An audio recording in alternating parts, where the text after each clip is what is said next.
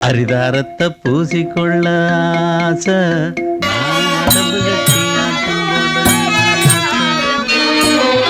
கூத்துப்பட்டறை மேடை நாடகங்களில் மிக நீண்ட அனுபவத்தோடு நாடகம்தான் என்னோட உலகம்னு இன்று வரை நாடக உலகை அசத்திக் கொண்டிருக்கும் இந்த நடிகர்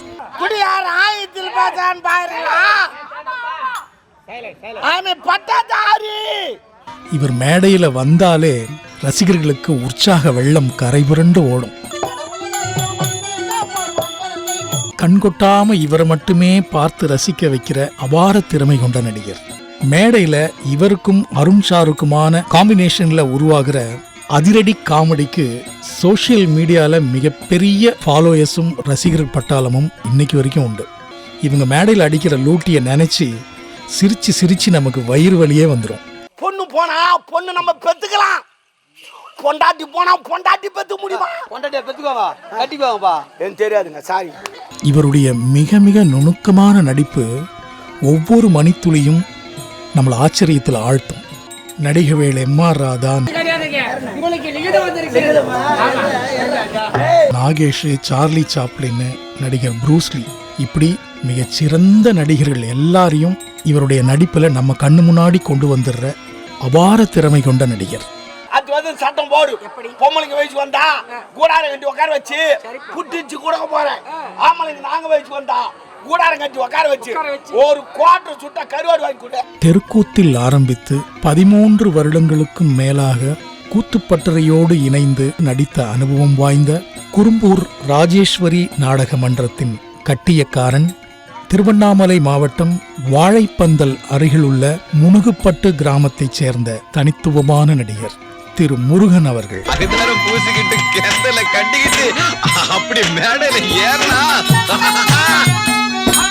யூடியூப் சேனல் ரசிகர்களுக்கு வணக்கம். என்னுடைய கதையை சொல்லியிருக்கிறேன். உங்களுக்கு பிடிச்சா லைக் பண்ணுங்கள், ஆதரவு கொடுங்க, நல்லா லைக் பண்ணுங்கள், அவ்வளோதான். நீங்கள் எந்த ஊர், என்ன படிச்சிருக்கீங்க? என் சொந்த ஊர் வந்து முனுகுப்பட்டு, வாழைப்பந்தல் பச்சைமா கோயில் பக்கத்தில். அங்கே தான் படித்தேன். நான் 3வது வரையும் தான் போனேன். அதுக்கப்புறம் படிப்பு எனக்கு இன்ட்ரெஸ்ட் ஏறல. என் தொழில் வந்து பட்டுத்தறி. 15 வயசு வரைக்கும் பட்டுத்தறி தான். நாடகத்துறைக்கு எப்படி வந்தீங்க? அப்போ எங்கள் ஊர்லலாம் கிராமத்திலலாம் நாடகம் கற்றுக்குன்னு ஆடுவாங்க. அது ஆட சொல்ல எனக்கு ஒரு ஆர்வம், அதெல்லாம் ஆடி பார்க்கலான்னு. அது ஒரு ட்ராமாவில் தெருக்கூத்து. அப்போது சரின்னு எனக்கு ஒரு வேஷம் கொடுத்தாங்க, பப்புன் வேஷம். போனேன். அதில் ஒரு நாடகக்கார் வந்து என்னை அசிங்கப்படுத்திட்டார். இப்போ வந்து 16 வயசு இருக்கும், நீ அப்படி போய் நில்ல, நீ அவங்க பார்த்துக்கிட்டோம் அப்படின்ட்டாங்க. அப்போ எனக்கு ஒரு மாதிரி ஆகிப்போச்சு, அதிகமாக ஆகிப்போச்சு. சரி எப்படின்னா அது ஆடி ஆகணும் நம்ம இவங்க எதிர்க்க அப்படின்னு அது வச்சேன். அதுக்கப்புறமா நாடகத்து வரணும் ஒரு இன்ட்ரெஸ்ட் இல்லை. நாடகம் பார்ப்பேன். நாங்கள் எங்கள் ஊரை விட்டு வெளியூர் போக வேண்டிய கட்டாய நிலைமை ஆகிப்போச்சு. அதனால் ஆந்திராவுக்கு போனோம். அப்போது வந்து என்னால் இருக்க முடியல, நாடகம் பார்க்காது. அந்த பக்கம்லாம் அதிகமாக இல்லை, அந்த பக்கம்லாம் வேறு மாதிரி ஆடுவாங்க. நான் கிளம்பி வந்துட்டேன். வந்துட்டு நேராக அந்த புருசை பந்தவாசி பக்கத்தில் அங்கே தெருக்கூத்து சம்பந்த தம்பிரார்னு ஒருத்தர் இருந்தார், கண்ணப்ப தம்பிரார் சம்பந்த். அவங்க குழுவில் நான் நாடகம் போய் பார்த்துருந்தேன் நாடகம். அதே ஊரில் வந்து அவங்க பங்காளி ஒருத்தர் இருக்கிறார், சுப்பிரமணிய தம்பிரார். அவர் குழுவில் வந்து பப்புன் வேஸ்கார் வந்து சீசமங்கலம் எங்கள் ஊர் பக்கத்தில். அவர் என்ன பண்ணார், ஒரு நாள் சேரில் சரக்கு அடிச்சுட்டு துட்டெல்லாம் கீழே போட்டு படுத்துன்னு தூங்கியிருந்தார். சரி நான் பார்த்துட்டு என்ன பண்ணேன், அடடா இவர் நாடகக்காரன்னு சொல்லிட்டு அந்த துட்டெல்லாம் ஏற்றி வச்சு ஏற்றுமே அவர் வீட்டை விட்டு வந்தேன். அதுக்கப்புறம் அவருக்கு பயங்கரமாக போச்சு. அதுக்கப்புறம் அவர் வந்து சரி நாடகத்துக்கு வாடான்னு இட்டு போனார். கூத்துப்பட்டறைக்கு எப்போ எப்படி போனீங்க? அதுக்கப்புறம் சம்பந்தங்கிட்ட வந்தேன், பக்கத்தில் அங்கே பங்காளிக்கிட்ட. அவங்க வந்து அந்த ஒவ்வொரு வேஷம் கொடுப்பாங்க, ஒவ்வொரு பாட்டு தான். அதை ஆடினேன். அப்போ ஆடிட்டு சொல்ல அதில் சம்பந்தத்துக்கு அண்ணன் ஒருத்தர் இருந்தார், காசிநாதன். அவர் சென்னை கூத்துப்பாட்டில் இருந்தார். 1990 நான் வந்தேன். அவர் என்ன பண்ணால் சரி இங்கே வா ட்ரைனிங்கு. அங்கே போனோடனே தெருக்கூத்தில் நவீன நாடகம், அது வருஷத்துக்கு ஒரு 4 நாடகம் 3 நாடகம் தான் ஆடுவோம். அங்கே போயிட்டோன்னா அப்படியே சின்ன சின்ன ரோல் கொடுத்துருந்தாங்க. எல்லோரும் பண்ணுறத விட நான் கொஞ்சம் ஆர்வமாக எக்ஸ்ட்ரா பண்ணியிருந்தேன். அதில் அவருக்கு எனக்கு பிடிச்சி போச்சு. அதனால் இந்த வார்த்தை பிழை எது வந்தாலும் நீ வரத்தை பண்ணு, அதை கட் பண்ணாத, நாங்கள் பார்த்துக்குறோம். கூத்துப்பட்டறை நடிகர்களோட நடித்த அனுபவம் பற்றி சொல்லுங்கள். அதுக்கப்புறம் அதுலேயும் போகாமல் நிறையா நம்ம எல்லாம் படித்தவங்க எல்லாம் முன்னாடியே அப்போ இருந்து வந்து கலைராணி, பசுபதி, ஜார்ஜி, ஜெயக்குமார், குமர்வேலு, ஜெயராவு, சந்திரா, அவங்க குரூப்பு பயணி நல்லா ஜாலியாக பண்ணி நடப்போம். இங்கே எதனா ஒரு நிகழ்ச்சி போனால் கூட முதல்ல என்னை இறக்கி விட்ருவாங்க.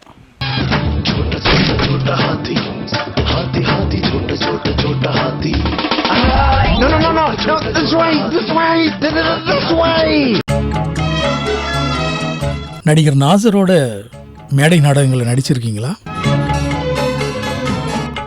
நாசர் சார் எங்களாம் ஒரு நடிக்கல, அவர் வருவார் வந்து பார்ப்பார் போயிடுவார். அவராக ஒரு நடிக்க ஒரு சான்ஸ் கிடச்சது வந்து இது தான், பொன்னியின் செல்வன் தான். நான் ஜார்ஜி இவங்களாம் வந்து இந்த முதலே வர மாரி இந்த இதுவாக வர மாரிலாம் நாங்கள் ஏற்பாடு பண்ணோம். அப்போ தான் எனக்கு கல்யாணத்தை வச்சிட்டாங்க. அந்த நாடகத்து அன்றைக்கி தான் அவருக்கு போய் நான் பத்திரிக்கை வச்சேன். வெடிக்காலம் கல்யாணத்துக்கு வந்துட்டார். அன்றைக்கி விஜய்க்கு கல்யாணம், நடிகர் விஜய்க்கு. அவர் கல்யாணத்துக்கு போகல, இங்கே வந்துட்டார் கல்யாணத்துக்கு. நான் மறுநாள் ஃபங்க்ஷனுக்கு அங்கே போயிட்டார். அவரை கூப்பிடுவார், சில ஷூட்டிங்லாம் போய் பார்ப்பேன். பார்க்க சொல்ல கேட்பார், என்னடா எப்படி பாதி பிடிக்குது பாதி பிடிக்குது, இன்னும் வேலைக்கு ஆகாதுங்க. ஜாலியாக பேசுவேன், அவரும் ஜாலியாக பேசுவார்.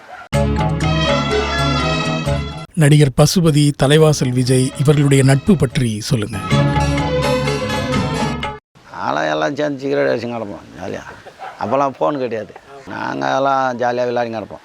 தலைவாசல் விஜய் நாங்கள்லாம் கிரிக்கெட் ஆடுவோம். ஆமாம், நான் தான் கேப்டனு, ஜாலியாக ஆடுவோம். அது நல்லா ஆடுவார் அவர். கூத்துப்பட்டறை நாடகத்தில் நடித்த அனுபவங்கள் எப்படி இருந்தது?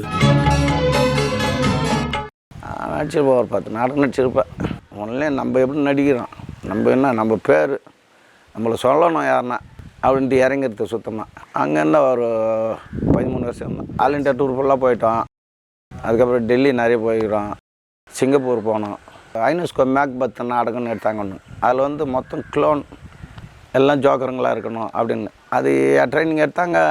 கம்பெனியில் யாருக்கும் சரியாக வராது அன்றைக்கி. நான் மட்டும் இறங்கி பண்ணிட்டேன், இதை வந்துடுச்சு எனக்கு. அதுக்கு ட்ரைனிங்க்கு வந்து எப்படி எடுத்தேன்னாக்கா, பகலில் மேக்கப் போட்டுன்னு தெருவில் நடந்து போனோம்.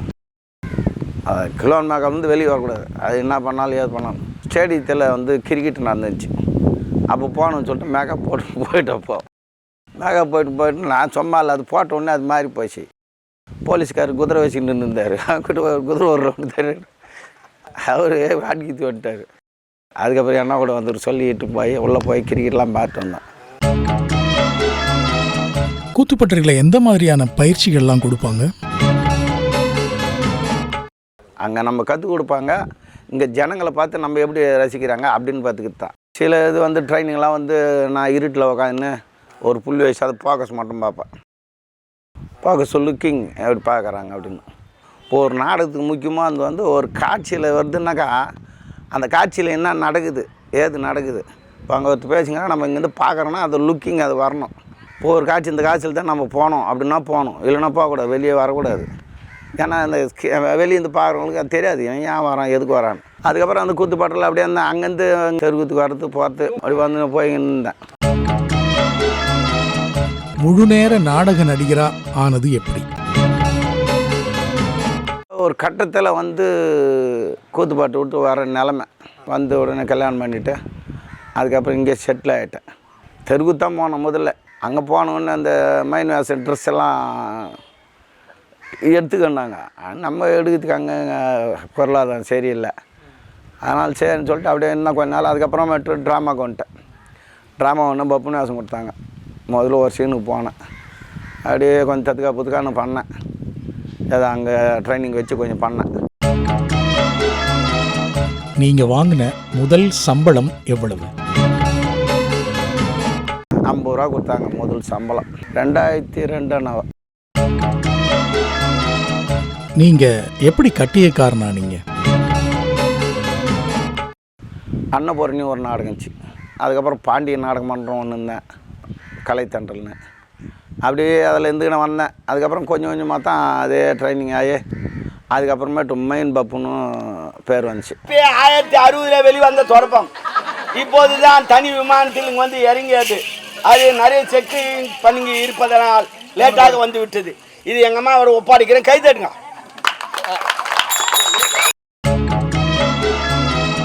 நடிக்கவே வேணாங்க அப்படின்னு உங்கள் மனைவி சொன்னது உண்டா? உங்களுக்கு எத்தனை குழந்தைகள், என்ன பண்ணுறாங்க? அதெல்லாம் முதல்ல கொஞ்சம் அப்படி இப்படி இருந்தாங்க, வேணாங்கண்ணா. அதுக்கப்புறம் கண்டுக்கல. 3 பசங்க, 2 பையன், லாஸ்ட் பொண்ணு. அவன் செகண்ட் இயர் முடிச்சிட்டான். செகண்ட் இயர் முடிச்சுட்டு இப்போ வேலைக்கு ட்ரை பண்ணிக்கிறான். இப்போ எக்ஸ்ட்ரா ஒரு வேலைக்கு போய்க்கிறான். பாப்பா 12வது நிறுத்திட்டான். இன்னொரு பையன் 10வது பாதியில் நின்றுட்டான். உங்கள் குழந்தைங்க நீங்கள் நடிக்கிறத நினச்சி பெருமைப்படுவாங்களா? அது பெருமைப்படுவாங்க, எங்கிட்ட சொல்ல மாட்டாங்க. அதிகமாக பயம் இல்லை, அதிகமாக பேச மாட்டாங்க. இப்போ நான் எப்படி இருக்கேன்னா அதே மாதிரி தான் அவங்க. நானும் அதிகமாக யார்கிட்டையும் பேச மாட்டேன். சிறந்த நடிப்பின் மூலமாக பார்க்குறவங்கள உங்கள் பக்கம் சுண்டி இழுத்துடுறீங்களே, எப்படி? நம்ம போனால் நம்ம என்ன பண்ணணும், ஏது பண்ணணும், அவங்க என்ன பேசுவாங்க, நம்ம என்ன பேசணும், அதே மைண்டில் ஓடிக்கினே இருக்காது.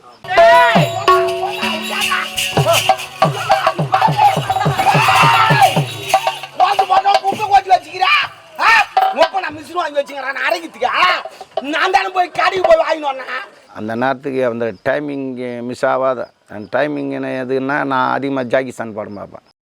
ஏன்னா டைமிங்காக. அப்போ சார்லி சாம் படம் பார்ப்பேன். இதெல்லாம் பார்த்து தான் நான் அதில் கொஞ்சம் ட்ரைனிங் அந்த குத்துப்பாட்டில் சொல்ல வாங்கின்னு வந்து பார்த்து அது டைமிங் அந்த இதெல்லாம் வச்சுக்கிறது. குத்துப்பாட்டில் பாதி கிடச்சி இப்போ நான் பாதி அதை முயற்சி பண்ணது.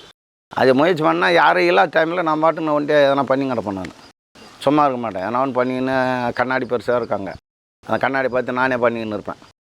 அதனால் வந்த ட்ரைனிங்கு தான் இப்போது.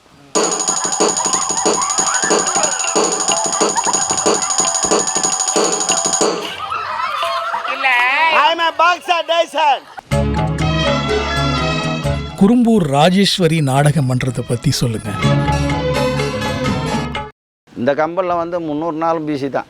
முதலாளியும் நிறைய இது பண்ணுறாரு நாடகம் பிடிக்கிறதுக்கு.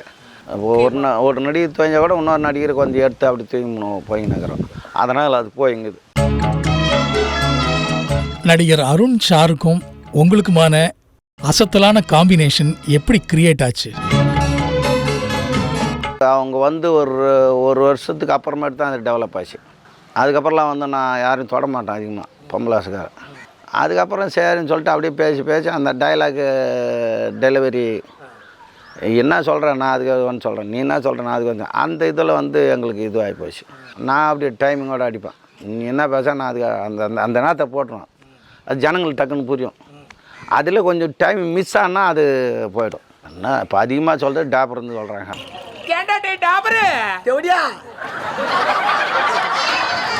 நல்லா தானே போயிடுச்சு? இல்லை நல்லா தானே போயிடுச்சு? இல்லை நல்லா தானே போச்சு. திடீர் டாபர் சொன்னேன். அது டாபர்னா என்ன மீனிங்? டாபர்னா உன்னை செல்லமா கூப்பிடுறது கிடையாது. என்ன மீனிங்? டாபர் மீன் கூட்டி கொடுக்குறோம். யாரு கூட்டி? பிராஸ்டியூட். இந்த மேல பறக்குறாங்களா அவங்கள? அது பேராஷூட். அப்ப இது பிராஸ்டியூட் மீன் கொடுக்குறோம். பிராஸ்டியூட்னா செவடியான. அப்ப நீ செவடியானா நான் டாபர். கணக்கு சரியா போச்சு. அதான் விட்டு. பாடல் வசனங்கள் இதெல்லாம் எப்படி ஞாபகம் வச்சுக்கிறீங்க? மைண்டில் போட்டு ரன்னிங் பண்ணுவேன். இது சரியாக இருக்குமா, ஓடுமா, ஓடாதா, இது நல்லா இருக்குமா, நல்லா இருக்காது. அந்த ரன்னிங் பண்ணிட்டு அது நல்லா இல்லைன்னா அதை விட்டுருவேன். நல்லா இருந்துச்சுன்னா அதை இது பண்ணுவேன்.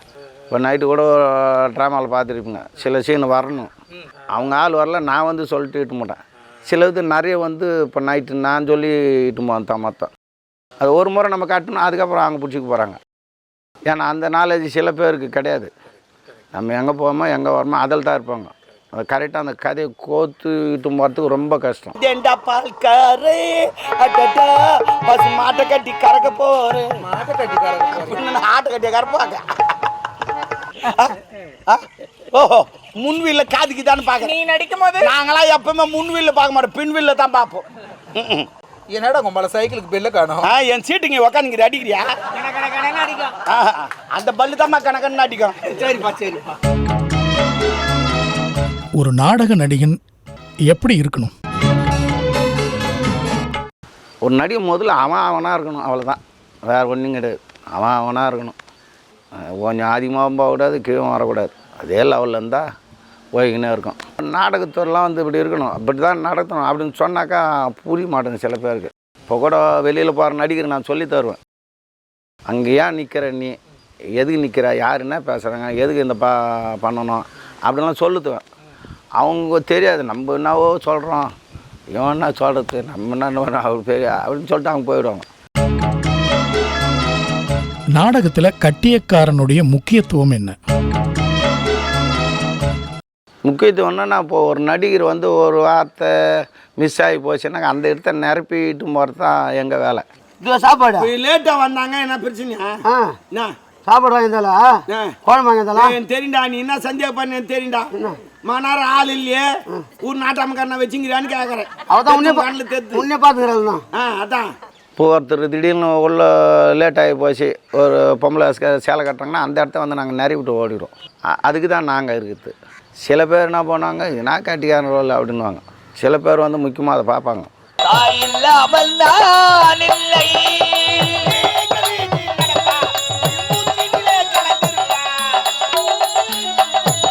உயிர் மூச்சினிலே கலந்திருப்பாள்.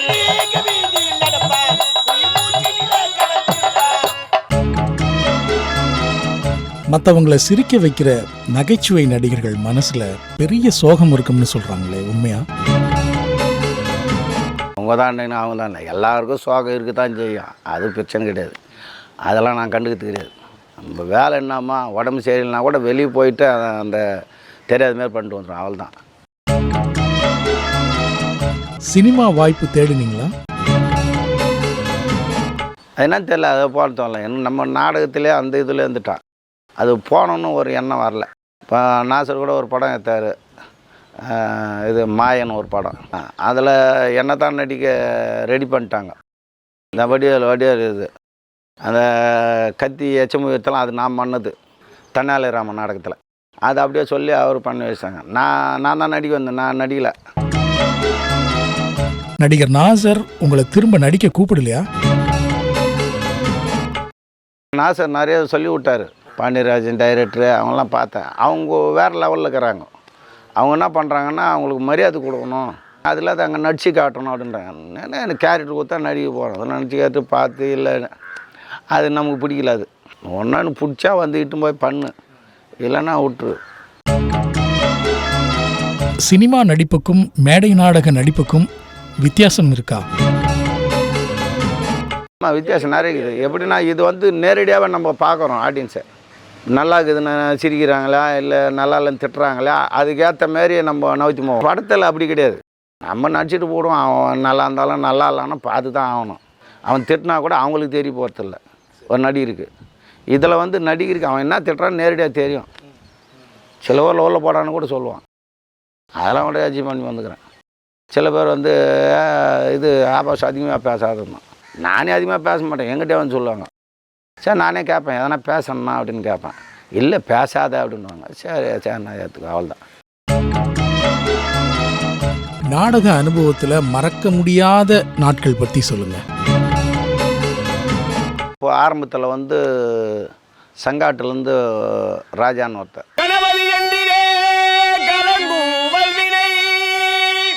அப்போ பாலாஜி நாடக மன்றத்தில் இருந்தேன். வந்து அப்போ அவன் கற்றுக்குட்டி கூட தான் வருவான், ஒரு பாட்டு ஒன்று பாடுவான். நான் பப்புன்னு வேஷம் போய்க்கிறேன். நாங்கள் 2 பேர் தான் எந்த ஊருக்கு போனால் 2 மணிக்கு கிளம்பிடுவோம். போயிட்டு இந்த பக்கம் ஒரு 3-4 ராத்திரி நாடகம். அங்கே போயிட்டோம். அங்கே போயிட்டு அங்கே வந்து ஒரு கோயிலை சுற்றி கடை வெட்டிங்கிறாங்க எல்லாம். நாங்கள் போகணுன்னு நினச்சோம். ஓஹோ இன்றைக்கி ஆட்டுக்கறி போட போகிறாங்க அதுன்னு சொல்லிட்டு போயிட்டு ஒரு 8:30 மணிக்கு சாப்பாடு கூப்பிட்டாங்க. கோயிலாண்டு போய் உக்காந்த உடனே சரி ஆட்டுக்கறி குழம்பு எடுத்துன்னு வர போகிறாங்கன்னு ரெடியாக இருக்கிறாங்க எல்லாம். வந்தவுடனே கத்திரிக்காய் ஊற்றினாங்க. சரி நான் சாப்பிட்டோம். காலையில் போடுவாங்க அப்படின்னு சொல்லிட்டு நாடகத்துக்கு போய் ஆரம்பித்தோம். அந்த ஊரில் நாடகமே பார்த்தது இல்லையா, எங்களுக்கு புரியல, வேணா நிறுத்துங்க அப்படின்னு. சரி வேறு ஆட்டமானா வேணா இன்றைக்கி அப்படியே நிறுத்துங்க அப்படின்ட்டாங்க. நிறுத்து படுங்கன்ட்டாங்க. 10 காலையில் ஏந்து 8 மணி ஆச்சு. கறி குழம்பு போடுவாங்க, சாப்பாடு போடுவாங்க, டிஃபன் போடுவாங்கன்னு உக்காந்துங்கிறோம். எதுவுமே போடல யாரும். இந்த மாவிலுக்கு போட்டாங்க பேர், அதை எடுத்துன்னு வந்து குத்தி சாப்பிட்டுன்னு இருங்க, அப்புறமேட்டு சாப்பாடு கூப்பிட்றேன். அதுக்கப்புறமேட்டு 12 மணிக்கு சாப்பாடு கூப்பிட்டாங்க.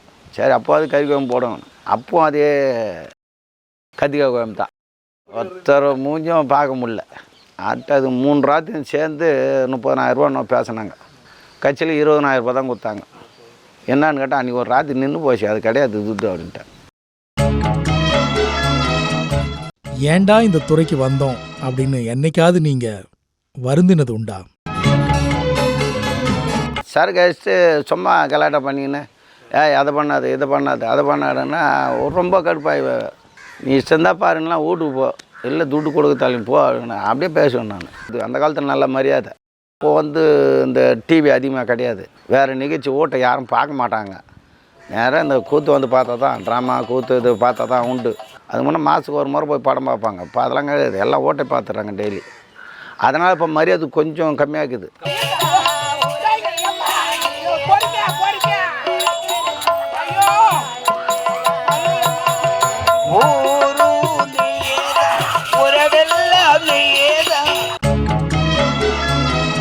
நாடகம் அன்னைக்கு எப்படி இருந்தது, இன்னைக்கு எப்படி இருக்கு? இப்போ நான் சின்ன வயசில் சொல்ல இவ்வளோ காமெடியெல்லாம் கிடையாது, ஒரே பப்புன்னு தான். இப்போ 2 பப்புன்னு ஒவ்வொரு கம்மில்ல, அப்போல்லாம் ஒரே பப்புன்னு தான். வந்து மன்னர்கிட்ட பேசுவாங்க, அதோட மகாராணி இருந்தால் வருவாங்க, அதோட சும்மா வந்து போவாங்க. கதை மட்டும்தான் போயின்னு இருக்கோம். இப்போ தான் ஊருக்காரே சொல்லி காமெடின்னு சொல்லிட்டு மொத்தமாக அதில். இப்போ ட்ராமாவில் அதிகமாக வசனம் பேசுறது கிடையாது, எல்லாம் பாட்டு தான்.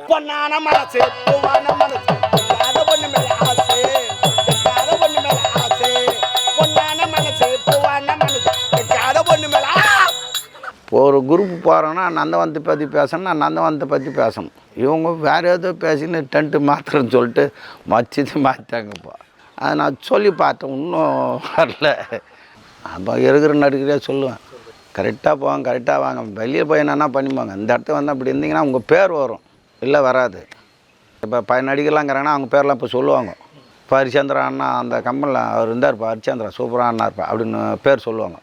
இப்போ இருக்கிற நடிகருக்கு என்ன பேர் சொல்ல, எந்த பேரும் சொல்ல மாட்டாங்க. சில பேர் வந்து பொய்து வெடிதா, துட்டு வருதா, அதோட போகிறாங்க. இதை நடிக்கணும் அப்படின்னு ஒரு ஆர்வத்தில் வந்தாங்கன்னு வச்சு நாடகம் எங்கேயோ போவோம்.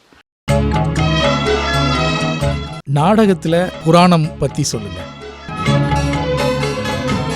புராணக்கார இருக்குது, சில ஊரில் கேட்குறாங்க, சில ஊரில் கேட்க மாட்டேன்றாங்க. முப்பதி, ராவண காவியம், ஹரிச்சந்திரா, வாலி மோசம். உங்களுடைய குருன்னா யாரை சொல்லுவீங்க? புருஷ சம்பந்தம் தான். ஏன்னா முதல்ல அங்கே தான் போய் சேர்ந்தேன். எனக்கு குருன்னா முதல்ல என்னை வேணான்னு சொன்னாங்க பாரு எங்கள் ஊரில், அவங்க தான் குரு எனக்கு. இப்போ அவங்களால தான் அந்த ஆர்வத்தினால வந்து நான் செஞ்சேன். உங்களுக்கு பிடிச்சது நாடகமா தெருக்கூத்தா? என் தெருக்கூத்தான் பிடிக்கும். அதுனா தெரியல, அது சின்ன வயசுல அது ஒரு இன்ட்ரெஸ்ட் அது. ஆமாம், இப்போ கூட தெருக்கூத்தாங்கன்னா நான் போய் பார்ப்பேன், சும்மா தானே போய் பார்ப்பேன். இப்போ கூட நான் இங்கே இருக்க சொல்ல ட்ராமாவில் இருந்தேன்னா தெருக்கூத்து போனால் எனக்குன்னு ஒரு வேஷம், காமெடி வேஷம் ஒன்று வரும், அது விட்டுருவாங்க, அது பண்ணிவிடுவேன் நான்.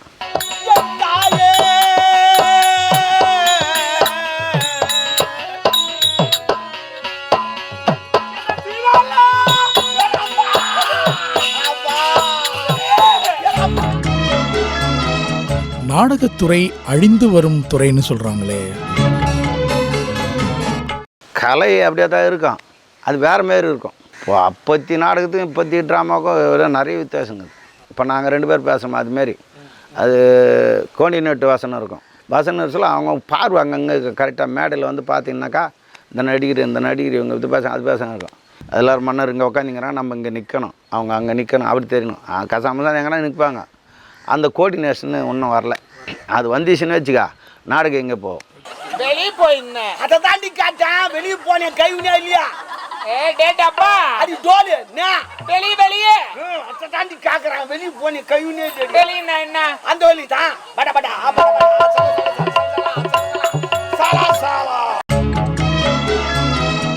உங்களுக்கு தேவையான பணம், பொருள், வீடு, வசதி எல்லாம் செஞ்சு கொடுக்குறோம். நாளையிலிருந்து நடிப்பை விட்டுருவீங்களா? அது இருக்க முடியாது, அது இதில் இறங்கி போச்சு. இது நம்ம ஒரு குறிக்கோளில் இது போய்ங்கிறோம், அது மாறாது. அப்படி நாடகத்தில் என்ன தாங்க இருக்கு? அது மன நிம்மதி கிடைக்குது அங்கே போனோம்னா. நம்ம நடிச்சுட்டு அது திருப்தியாக நம்ம நடிச்சிட்டுனா ஜனங்களுக்கு ஏற்றுக்கினாங்களா அவன் மனசு திருப்தியாக போகுது. அது சரியாக நடிக்கலைன்னா அன்றைக்கி ஃபுல்லாக நம்ம பேஜாராக தான் இருப்போம். நான் ஒரு நாள் லீவ் போட்டால் கூட மறுநாள் போக சொல்ல பேஜாராக தான் இருக்குது நமக்கு. நாடகத்துறையில் யூடியூபோட பங்கு எப்படி இருக்குன்னு நினைக்கிறீங்க? யூடியூப் நிறைய ஹெல்ப் பண்ணுது. இங்கே ஒரு வசனம் பேசுகிறேன், அங்கே ஒரு வசனம் மாற்றி பேசணும்னு வச்சுக்க, சரிங்க பேசலாம்னு சொல்லிட்டு அவன் நேரம் வந்து அந்த வசனத்தை பேசலையாங்க. இதுபோல் நிறைய நடக்குது. நம்ம பயந்துக்குன்னு அது பேசிட்டுமே வேறு பேசணும்னு வச்சுக்க, ஏன் அதை பேசலைன்னு கேட்போம். இது வந்து யூடியூப்லனாக்கா நான் இங்கே தான் ஃபுல்லாக எங்கே நாடகம் ஆடுறோமோ அங்கே தான் லவ்ன்றது இருக்கும். இது வந்து எல்லா இடத்துக்கும் போகுது. அமெரிக்காவிலேருந்து ஃபோன் பண்ணாங்க, சிங்கப்பூர்லேயும் ஃபோன் பண்ணுறாங்க. இந்த வாய் இலையில ஏன் தண்ணி தெளிக்கிறாங்க தெரியுமா? வாய் இலையில ஏன் தெளிக்கிறாங்கன்னா பாரம்பரியமா அப்படி இருந்து செய்யக்கூடிய ஒரு வேலை கிடையாது.